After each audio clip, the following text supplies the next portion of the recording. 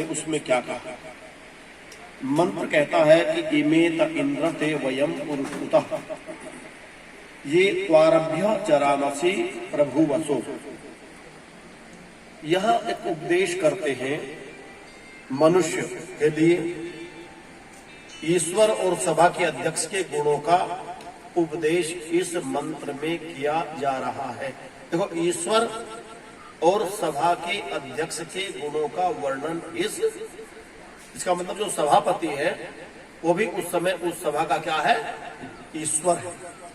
जैसे ईश्वर न्याय करता है वैसे ही सभापति को भी उचित स्थिति में अपनी प्रक्रिया को सबके साथ रखना चाहिए। अध्यक्ष इसको कहते हैं, अर्थात जो सबको बराबर देखता है उसको अध्यक्ष कहते हैं।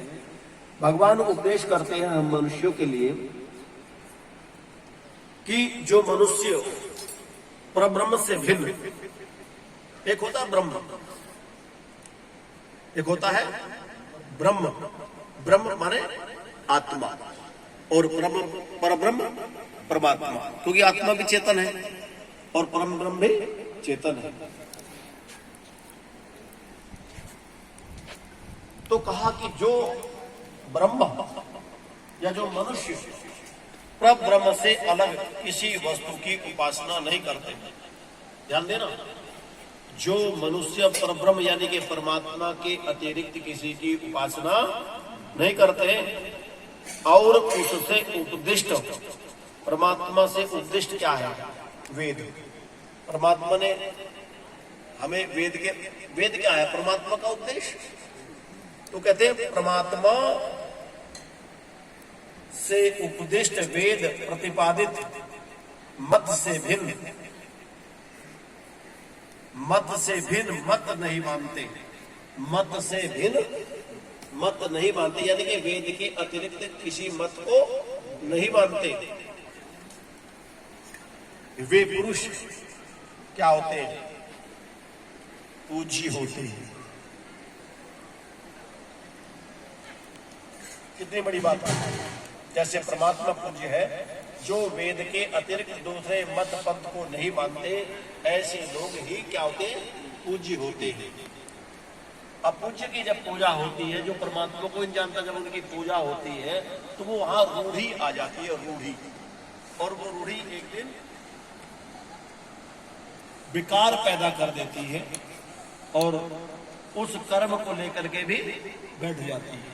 इसीलिए हमें तटस्थ रह करके वेद के अनुसार ही क्रिया करनी चाहिए। वेद का उपदेश संगम करके अपने जीवन का यापन करना चाहिए।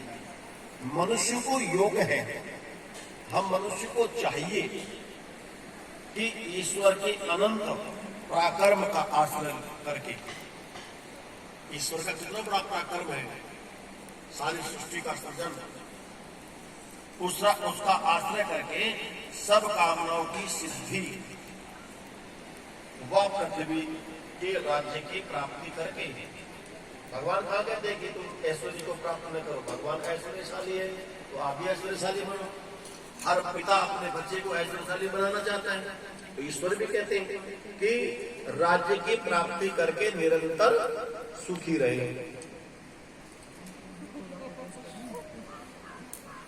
फिर कहा कि मनुष्य को योग है कि शत्रुओं की छेदन, प्रजा के पालन में तत्पर, बल विद्या से युक्त, उसी को सभा आदि का रक्षक और अधिष्ठाता स्वामी बनावे, जिसमें ये योग्यता हो। ऐसे नहीं कि भाई अब तो पूरा का पूरा सिस्टम कह चुका एक लोग हमारे मतलब का कौन सा व्यक्ति है, हमारे काम कौन सा होगा, उसे चाहे वो बिल्कुल भी मूर्खानंद हो।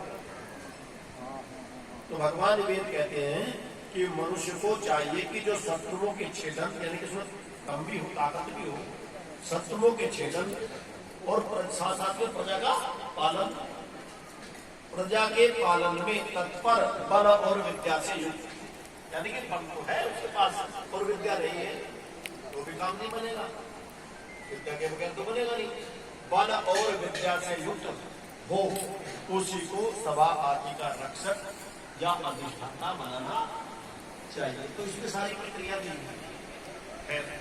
ये विषय बहुत अभी गंभीर है, इसी प्रकार से हम आगे बढ़ते चले जाएंगे। तो अब शांति की कामना करेंगे और सायंकालीन जो है किस समय करेंगे?